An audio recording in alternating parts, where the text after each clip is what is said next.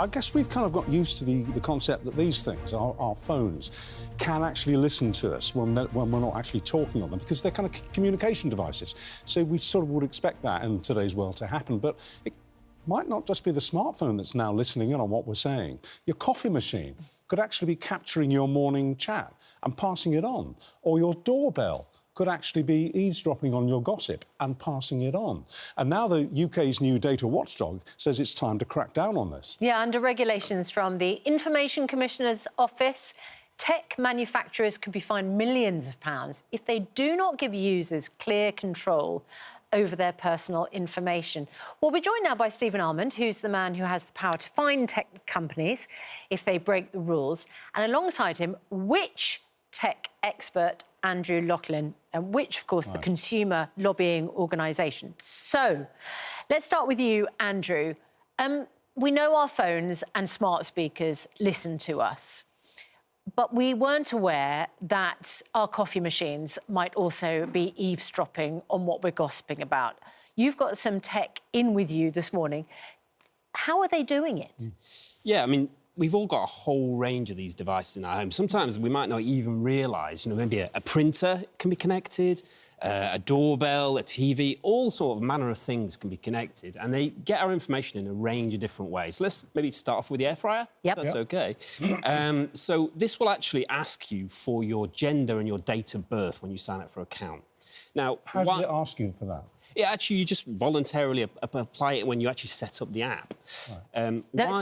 Sorry, just to take you back one step.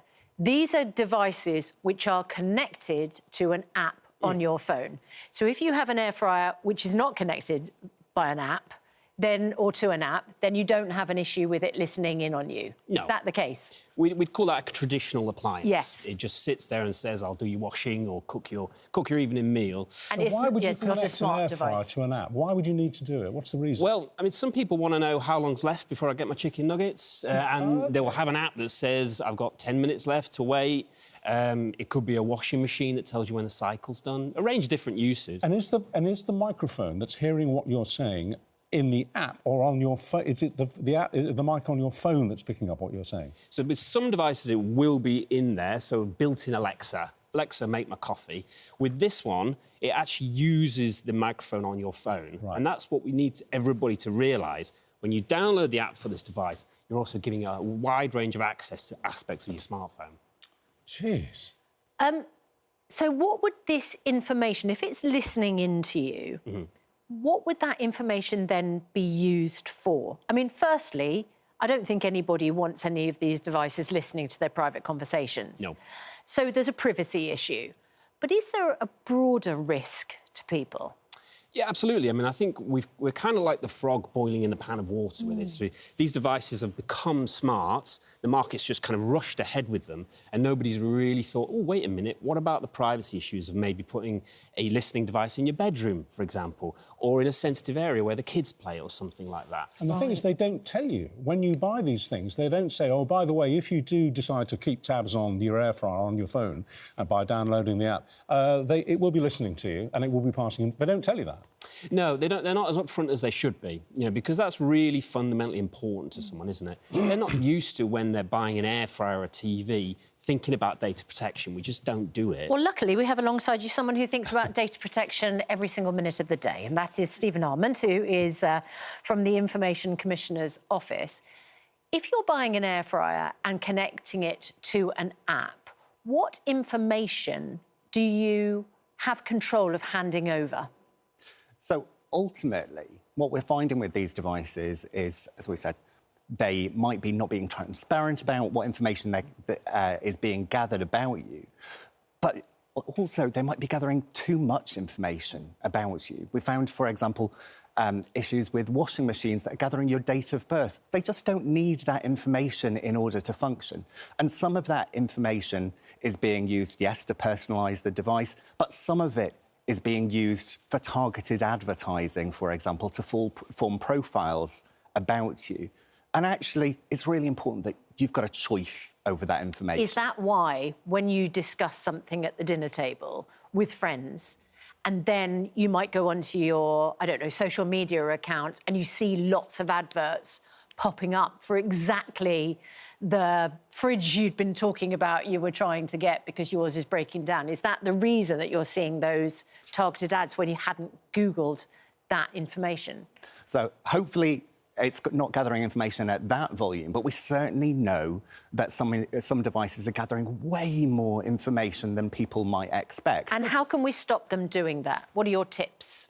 So, look, first of all, if you're at home looking at this, you should be thinking about, as you're buying these devices, caring about what you're sharing. Ultimately, you're inviting the internet into your house. You need to be thinking about it just the same way as what you're putting on social media. You wouldn't share everything. Check the permissions for the device as you're setting it up. Deny access if there's something that you don't want to share. Make sure as well that you're denying access to hackers by setting a really strong password when you're setting up your device. Delete information that you don't want to share. And particularly if you're getting rid of your device, make sure that you delete any data that's held before you pass it on to somebody else. This can't be legal. It can't be legal to buy a kitchen device which is then spying on you. It must be breaking some kind of law. So this is why we, as the UK's information regulator, are all about making sure that these device manufacturers uphold the law. There's very strong data protection laws in this country to make sure that your privacy is upheld. That's why we've set out this new guidance, these new rules for manufacturers. So give me the example, then, of where you'd prosecute, of where you'd fine. So, for example, if an organisation is gathering more information about you than they should, and they're not actually disclosing that. Yeah, they're not disclosing that, or they are processing your information for targeted advertising, and they're actually not giving you a free choice. They're not giving you meaningful control over your data. That's exactly the sort of case where we'd step in. OK. Interesting. All right. Well, a spokesperson for Amazon, who are behind Alexa, said we design our products to protect our customers' privacy and security and to put our customers in control of their experience. We never sell their personal data and we never stop working to keep their information safe. We live in a dystopian world, don't we? We do. I mean, we really do. I'm not sure why any of these devices need any of this information other than if they're selling it to organisations which can then target us. I think we have to be really clear that they do not need advertising to work these devices. We pay for them, that's how they make the money. Exactly. If they're going to do more and they're going to take our data, then they should earn it and they should earn our trust in a transparent way. OK, thank you both very much indeed. Watch out for your coffee machine.